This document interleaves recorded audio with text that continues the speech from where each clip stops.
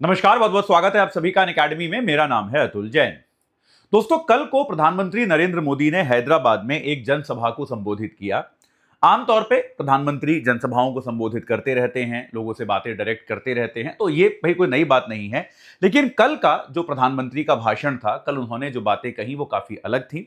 और उसमें एक देश में आने वाले समय में जो सरकार की नीति हो सकती है, उसकी हमको एक थोड़ी सी झलक दिखाई पड़ी, जिसके बारे में थोड़ी सी बात करनी आवश्यक हो गई है। तो कल प्रधानमंत्री जी ने क्या क्या कहा? कल प्रधानमंत्री ने कई सारी इंपॉर्टेंट बातें की। उनमें से उन्होंने देशवासियों से कुछ कदम उठाने की अपील की। उन्होंने देशवासियों से कुछ चीजों को रोकने का आग्रह किया और उन्होंने देशवासियों से यह कहा कि ये जो भाई अभी वैश्विक परिस्थिति बनी हुई है, जिसमें एक युद्ध चल रहा है, तेल के दाम बहुत बढ़ गए हैं, हमारे देश पर आयात का बोझ बढ़ने वाला है, हमारी जो मुद्रा की एक विनिमय दर है उसमें भारी गिरावट आ रही है, तो उसको कंट्रोल करने की जिम्मेदारी प्रधानमंत्री ने देशवासियों पर भी डालने की कोशिश की। प्रधानमंत्री ने देशवासियों से आग्रह किया कि भाई इसमें देश सरकार की मदद करना आपकी भी जिम्मेदारी है, यह काम केवल सरकार अकेले नहीं कर सकती। तो इसके लिए प्रधानमंत्री, अब देशवासियों को यार इतनी इकोनॉमिक्स तो आती नहीं, तो प्रधानमंत्री ने देशवासियों को एक बहुत ही सिंपल तरीके से कुछ कदम सुझाए, जिनके जरिए देशवासी क्या कर सकते हैं, इस पूरी प्रक्रिया में सरकार की मदद कर सकते हैं। पहले जल्दी से हम एक एक करके क्या क्या प्रधानमंत्री ने बताया और वो करना, उसको करने से देश में क्या फर्क पड़ेगा, इसको जल्दी से समझते हैं। तो अगर हम इस पूरी बात की थीम को समझें, अगले 5-10 मिनट में मैं आपको समझा दूंगा कि प्रधानमंत्री ने ऐसा क्यों कहा। तो इस पूरे मामले की थीम जो है वो दो बिंदुओं पे आके अटक जाती है। पहली थीम तो ये है कि हमको अपना आयात कम करना है। पहली थीम ये है। और दूसरी थीम जो है वो यहां पर अटकती है कि हमको क्या करना है, अपना विदेशी मुद्रा का व्यय, जो कि हालांकि पहली से ही जुड़ी हुई है, लेकिन हम इसको तब भी एक अलग से लिखें, विदेशी मुद्रा का व्यय हमको घटाना है। ये दो चीजें जो हैं, ये प्रधानमंत्री के पूरे भाषण का सार है। इसके जो जो भी उन्होंने कदम बताए हैं वो सारे के सारे बेसिकली इसी दिशा में जाते हैं कि ये संकट का समय है, ये सामान्य समय नहीं है, और इस संकट के समय से अगर हमें पार पाना है तो हमें ये दो कदम उठाने ही पड़ेंगे। ये बात प्रधानमंत्री ने कहने की कोशिश की है। आइए अब एक बार देखते हैं कि प्रधानमंत्री ने क्या कहने की कोशिश की, लेकिन उसके पहले आपको बता दूं कि अगर आप अनअकैडमी के साथ जुड़ना चाहते हैं तो 22,999 में हमारा सब्सक्रिप्शन आपको मिल सकता है। देश के सबसे बेहतरीन टीचर्स आपको यहां पर मिलेंगे और पूरा प्रीलिम्स, पूरा मेंस, पूरा इंटरव्यू, पूरा सीसैट, प्री और मेंस दोनों की टेस्ट सीरीज आपको यहां मिल जाएगी। और साथ के साथ आपको जो है मतलब कंप्लीट तैयारी, पूरा मेंटोरशिप, जितनी गाइडेंस आपको चाहिए होती है सब मिलेगा। पूरा सीसैट भी आपको मिलेगा। अतुल जैन कोड आपको लगाना है, याद रखिएगा, और आपको 22,999 में ये सब्सक्रिप्शन मिल सकता है। तो आज ही जुड़िए, अपनी तैयारी को सही आकार प्रदान कीजिए। चलिए साहब, अब चलते हैं कि प्रधानमंत्री ने वास्तविकता में कहा क्या क्या। प्रधानमंत्री ने जो पहली चीज कही वो ये कही, जो कि भाई देशवासियों को शायद सबसे ज्यादा प्रभावित कर सकती है, वो ये कही कि हमको पेट्रोल डीजल का उपयोग कम करना है।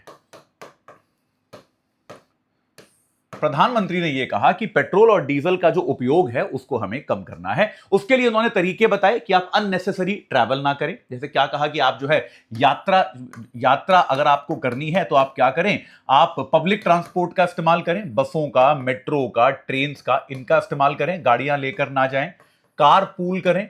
ठीक है, अगर इसे कार पूल क्या होता है, ऑफिस में 4 लोग आ रहे हैं, चारों अलग अलग गाड़ियों में आ रहे हैं, चारों लोग एक गाड़ी में भी आ सकते हैं भाई। ठीक है, तो आप कार पूल करें, ये प्रधानमंत्री ने कहा। और इसके अलावा पब्लिक ट्रांसपोर्ट का इस्तेमाल करें, कार पूल करें, इस तरह की चीजें प्रधानमंत्री ने कही कि हमें अपने पेट्रोल और डीजल का जो उपयोग है उसको हमें निश्चित तौर पर कम करना होगा। वर्क फ्रॉम होम, एक और बहुत बड़ी बात इन्होंने कही कि कर्मचारी जो है, कंपनियां ऐसा करें कि भाई जिन कर्मचारियों को ऑफिस बुलाने की जरूरत नहीं है उनको वर्क फ्रॉम होम दे दें, ताकि वो कम ट्रैवल करें। भाई आदमी ऑफिस जाता है तो या तो भाई किसी ऑटो रिक्शा से, कार से, बाइक से ऑफिस जाता है, पेट्रोल डीजल लगता है। तो अगर वर्क फ्रॉम होम आप दे देंगे तो व्यक्ति घर से काम करेगा, ये सारे खर्चे कम हो जाएंगे। ठीक है, तो कुल मिला के प्रधानमंत्री ने कहा कि पेट्रोल और डीजल का उपयोग कम करें। देखिए, इसके पीछे का इकोनॉमिक रैशनल जो है, जो आर्थिक कारण है, बहुत ही सिंपल है। भारत में पेट्रोल और डीजल का उत्पादन बहुत कम होता है। हम लगभग अपना 89% जो पेट्रोल और डीजल है वो करते हैं। देखिए, भारत के अंदर हमारे यहाँ कच्चा पेट्रोल, कच्चा तेल बहुत कम होता है। हमारे यहाँ रिफाइनरीज भी अभी जो बना रही हैं तेल, उसमें उनके भी आउटपुट में कमी आने जा रही है, क्योंकि कच्चा तेल आ नहीं पा रहा है। क्योंकि कच्चे तेल का बहुत बड़ा स्रोत क्या है? गल्फ देश हैं, आपके खाड़ी देश हैं, जहां पर युद्ध चल रहा है, वहां से पर्याप्त मात्रा में कच्चा तेल आ नहीं पा रहा है। तो हमारी जो रिफाइनरीज है उनका भी आउटपुट कम होगा, और जनरली भी हम अपना 85 से 86%, अब आजकल ये परसेंटेज बढ़ के 89 हो गया है, इतना तेल हम आयात करते हैं। हमारे पास तेल के उतने भंडार अभी खोजे नहीं गए हैं। तो फिर कुल मिला के आप जितना तेल आयात करेंगे, हमारे देश पे आयात का बोझ उतना ही बढ़ेगा, और इसके भुगतान के लिए सरकार को विदेशी मुद्रा देनी पड़ती है। यह बात प्रधानमंत्री ने कही, बहुत ही सिंपल सा है। लगभग ऐसा ही तर्क, बिल्कुल आइडेंटिकल तर्क प्रधानमंत्री ने किसके लिए दिया? प्रधानमंत्री ने दिया सोने को खरीदने से बचने के लिए। प्रधानमंत्री ने देशवासियों से आग्रह किया कि आप सोने की खरीद से बचें अगले 1 वर्ष तक। भाई, हमारे यहां आपको पता है, कोई भी शुभ अवसर होता है, शादियां होती हैं, त्योहार होते हैं, तो लोग अक्सर सोने को खरीदते हैं। सोने को सरकार जो है कई बार, माफ कीजिएगा, लोग जो है कई बार निवेश के पर्पज से भी खरीदते हैं कि भाई आप, क्योंकि गोल्ड के प्राइसेस बढ़ते रहते हैं, तो लोग अक्सर इन्वेस्टमेंट के लिए भी उसको खरीदते हैं। तो सरकार जो है भैया कह रही है लोगों से कि आप सोने को खरीदने से बचें अगले 1 साल तक। इसका कारण क्या है? इसका फिर से कारण वही है कि भारत का जो गोल्ड इंपोर्ट बिल है, हमारा जो सोने का आयात बिल है, वो बेटा $72 बिलियन प्रतिवर्ष है। यानी कि करीब करीब 6 billion, 600 crore dollar, 600 crore dollar आज की तारीख में कितना हो गया? वो करीब साढ़े क्या बोलते हैं, साढ़े नहीं, 600 करोड़ का मतलब कितना हो गया? करीब करीब 55,000 करोड़ रुपए महीना, इतने का सोना हम आयात करते हैं, है ना। साल में $72 बिलियन है, इसको आप समझ सकते हैं। तो एक बहुत ही बड़ी संख्या में हम सोने को आयात करते हैं। और मतलब सोना कोई ऐसी एसेंशियल कमोडिटी तो है नहीं, है ना। सोना कोई ऐसी बहुत ही आवश्यक, बहुत ही अनिवार्य वस्तु तो है नहीं। ये एक आदतन खरीद है ना। इसमें कोई ऐसा नहीं है कि लोगों को सोने की बड़ी जरूरत है, बहुत आवश्यकता है। क्योंकि एसेंशियल, जैसे पेट्रोल डीजल को मैं फिर भी मान सकता हूं कि वो एसेंशियल कमोडिटी है, वो आपको चाहिए। अगर आपके घर में गाड़ी है, स्कूटर है, बाइक है, तो आपको पेट्रोल तो चाहिए ही चाहिए, डीजल तो चाहिए ही चाहिए। लेकिन यार, सोना तो ऐसा नहीं है ना, किसी को चाहिए ही चाहिए।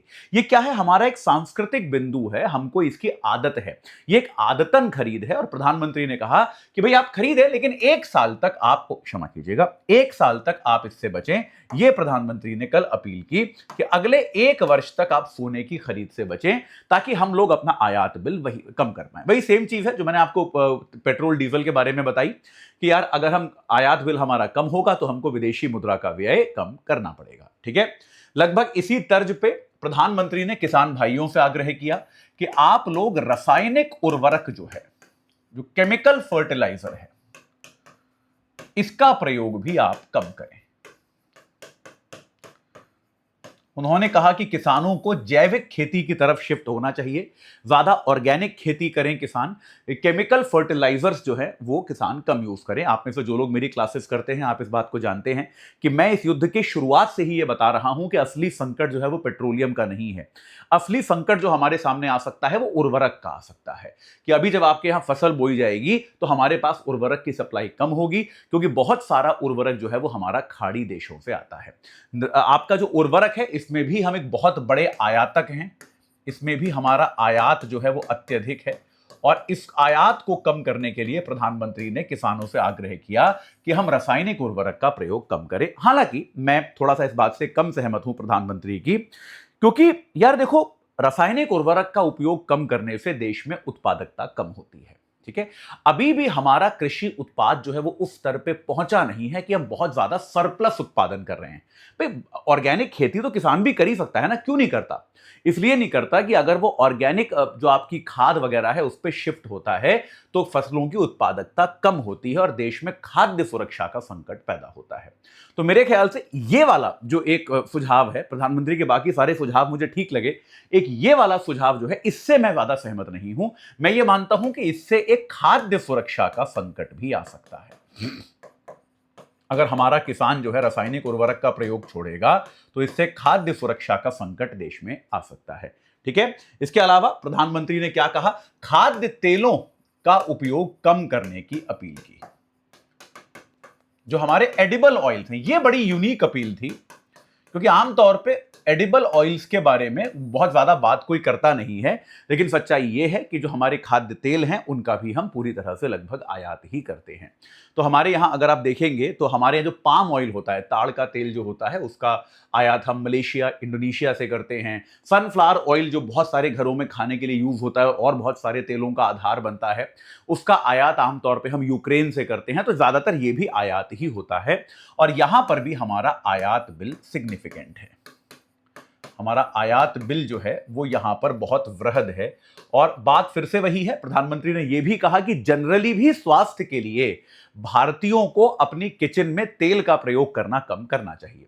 यह भी एक सही बात है। हमने देखा कि पिछले काफी समय से प्रधानमंत्री मोटापे की समस्या पर निरंतर बोल रहे हैं और यह उसका ही एक हिस्सा है। उन्होंने कहा कि यह स्वास्थ्य के लिए भी बेहतर है कि अगर हम लोग अपनी रसोई से जो है हम लोग क्या करें, अपनी रसोई में अगर हम तेलों का प्रयोग कम कर पाएं तो ये निश्चित तौर पे ये एक अच्छी चीज है। तो खाद्य तेलों को लेकर पहली बार ऐसा एडवाइजरी आया है, प्रधानमंत्री ने ऐसा कहा है कि हम अपनी रसोइयों में खाद्य तेलों का भी प्रयोग थोड़ा सा घटाएं, इसको भी कम करें। इसके अलावा प्रधानमंत्री ने पर्यटन और शादियों में भी ये कहा है कि आप विदेशी लोकेशन से बचें। जैसे भाई लोग छुट्टियां मनाने विदेश जाते हैं, तो प्रधानमंत्री ने कहा कि भाई अगले साल भर तक आप विदेश ना जाएं। अगर आप अपनी शादी कहीं विदेश में करना चाहते हैं तो 1 साल तक विदेश में ना करें, देश के अंदर ही बहुत जगह है वहां पर करें। देखिए, जब आप किसी भी काम से विदेश जाते हैं, आप भले ही घूमने गए हों, आपने भले ही वहां पर शादी करी हो, तो क्या होगा, आप वहां की मुद्रा खरीदेंगे। नेचुरल सी बात है। अगर आप अमेरिका जा रहे हो तो अमेरिका में तो आपको डॉलर खर्च करने पड़ेंगे, तो उसके लिए आप डॉलर खरीदोगे, तो उस देश की मुद्रा की मांग बढ़ती है और वो देश की मुद्रा और महंगी होती है। और अगर उस देश की मुद्रा महंगी हो जाती है तो हमको अपने आयात के लिए तो उसकी मुद्रा में ही पे करना है। बात समझ रहे हैं कि नहीं? बट डॉलर पहले 80 था, मान लीजिए 100 हो गया, तो अगर आपने पहले $10 आपको किसी चीज का पेमेंट करना था तो पहले आप 800 रुपए दे रहे थे, अब आप 1000 रुपए दे रहे हो। तो आपकी मुद्रा के गिरने के कारण आपका आयात का बोझ आपकी मुद्रा के हिसाब से बढ़ जाता है। ये बात समझ में आई कि नहीं आई? तो इसीलिए प्रधानमंत्री ने यह कहा कि भाई हमारे देश के इतने टूरिस्ट विदेश जाते हैं, इतनी शादियां हमारे यहां से बाहर होती हैं कि अगर ये शादियां और ये टूरिस्ट रुक जाएं तो एक सिग्निफिकेंट विदेशी मुद्रा का जो खर्चा है वो घट जाएगा। ये बात प्रधानमंत्री ने कहने की कोशिश करी, ये बात उन्होंने जो है कही। ठीक है, तो विदेशी लोकेशन से बचने की इन्होंने बात की अपने देश के लोगों से। ये भी उन्होंने एक बातचीत जो है ये निश्चित तौर पे करनी शुरू की। तो ये कुछ अपीलें हैं, ये कुछ बातें हैं जो प्रधानमंत्री नरेंद्र मोदी ने कल देश से कही। अब देखिए, आप इसको एक प्रधानमंत्री की सामान्य अपील भी मान सकते हैं कि भाई प्रधानमंत्री देश को भागीदार बनाना चाहते हैं जो इस समय संकट आया है उससे निपटने की प्रक्रिया में। लेकिन इसका एक दूसरा मतलब भी हो सकता है। इसका एक दूसरा मतलब यह भी हो सकता है कि आने वाले दिनों में सरकार जो है इसको, इन सब कदमों को नीतियों में शामिल करे। सरकार विदेशी मुद्रा को प्राप्त करना, आयात करना, इस पर टैरिफ लगाना शुरू कर दे, इस पर किसी ना किसी तरह के प्रतिबंध लगाना शुरू कर दे, ताकि ये चीजें लोगों को और महंगी पड़नी होनी शुरू हो जाएं और लोग इनका पालन करने पर मजबूर हो जाएं। ऐसा भी सरकार कर सकती है। अभी तक सरकार ने ऐसा कहा नहीं है, लेकिन ऐसा कर सकती है। एक चीज जो मुझे लगता है राउंड द कॉर्नर है वो है पेट्रोल और डीजल का महंगा होना, जो कि होगा। मतलब मैं ये मान के चल रहा हूं कि बहुत दिनों से सरकार ने उस प्राइस को होल्ड करके रखा है, अब शायद नहीं रख पाएगी। तो भाई पेट्रोल और डीजल महंगा होगा, इसमें तो मेरे को कोई संदेह नहीं है। लेकिन बाकी कदमों को लेकर भी सरकार इस प्रकार के नियम लगा सकती है कि भाई इस प्रकार की चीजों को करने पर आपको अतिरिक्त पैसा देना पड़ सकता है। तो आपका क्या मानना है कि क्या प्रधानमंत्री की ये अपीलें काम करेंगी? क्या देशवासी इन पर अमल करेंगे और क्या उस अमल से हमारे देश की जो वर्तमान परिस्थिति है उसमें कोई सुधार आएगा या फिर नहीं आएगा? आप मुझे कमेंट सेक्शन में जरूर बताइएगा। अभी के लिए इतना ही। इस चर्चा से जुड़ने के लिए आप सभी का बहुत बहुत धन्यवाद।